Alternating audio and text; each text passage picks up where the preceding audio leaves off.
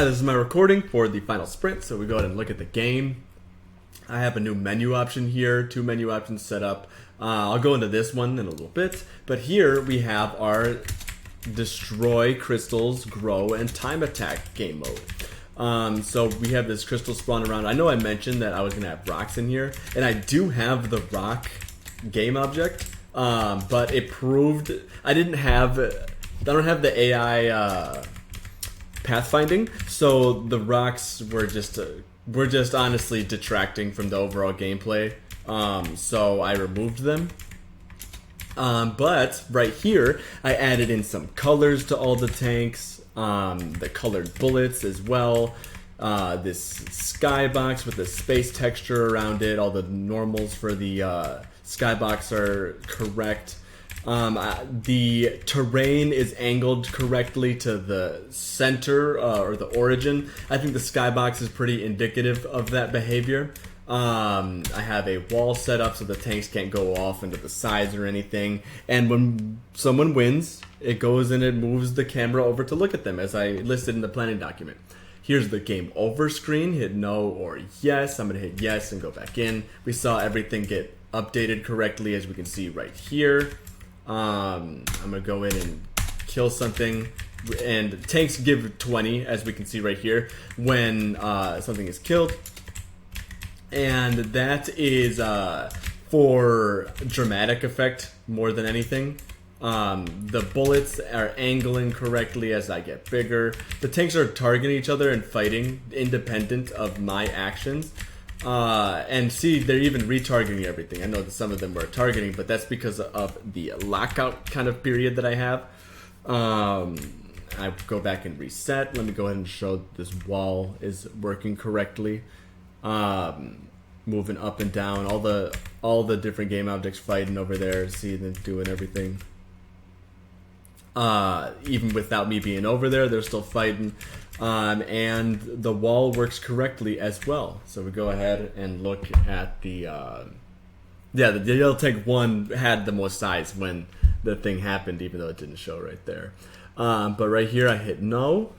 We go back to the title screen and I'm gonna hit the other game mode and we enter it correctly. So in this one it is first to 7 kills wins. And the tanks are spawned around. I have a grassy terrain set up. And the object of this is, well, the same killing functionality works in this one, but now I have an extra enemy in here with the turrets. So the turrets, I need to remove the screen lock. The turrets will lock on to something and will not cease until that thing dies. But they do have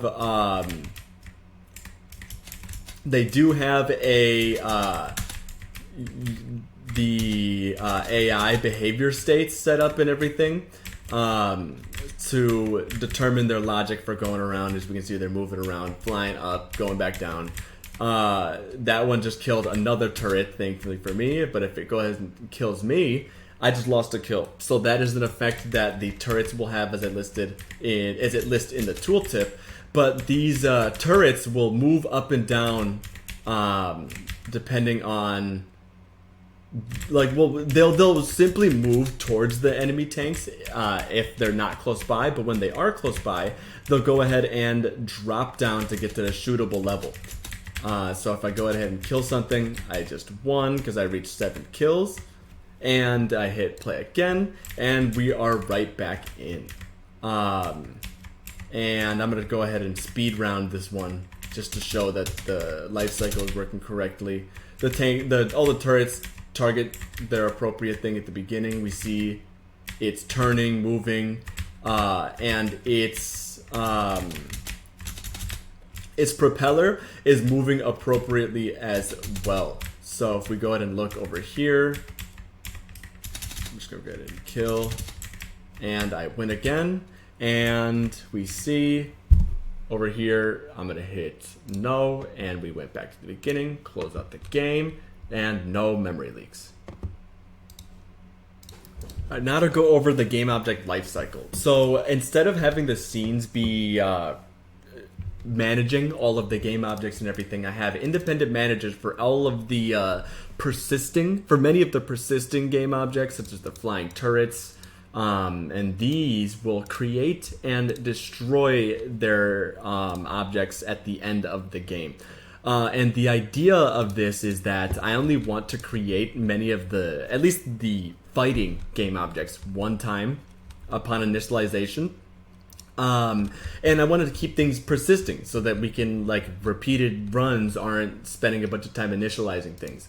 But the things that are regenerated every time are things like obstacles. Like, these crystals are owned by the scene. So if we go ahead and look at the moon level over here, this creates it every time. In this obstacle spawner, it creates the walls and destroys them when the scene ends. And the purpose of this is that certain things are randomly generated every single time. And certain things like the tanks, I mean, it's just better to have them be set up one time. Especially with how the collision system works with setting up collision groups and everything like that.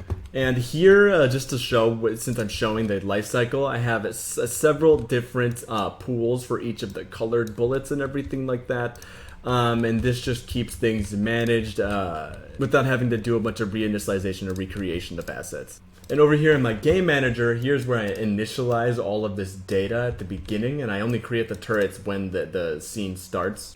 Tanks similarly have a check to make sure that we're not recreating things, and that's just to make sure that initialization only needs to happen once for the most part. And now for the scene. So the scene has all of these managers to handle any of the gifted processes. The scene is more or less a pass-through for all of these things, and well, obviously it owns them ultimately, but the correct functionality is happening here. The scene is just very top level. And now to show the time manager first frame, so I'm gonna go ahead and start, hold 0, and we see that we entered it correctly. If I go over here, I wonder if it'll... Yeah, it doesn't load that. But if I hit 0, we can see that the overlay isn't happening. I hit 0 and we're right back in, and internal processes happened appropriately.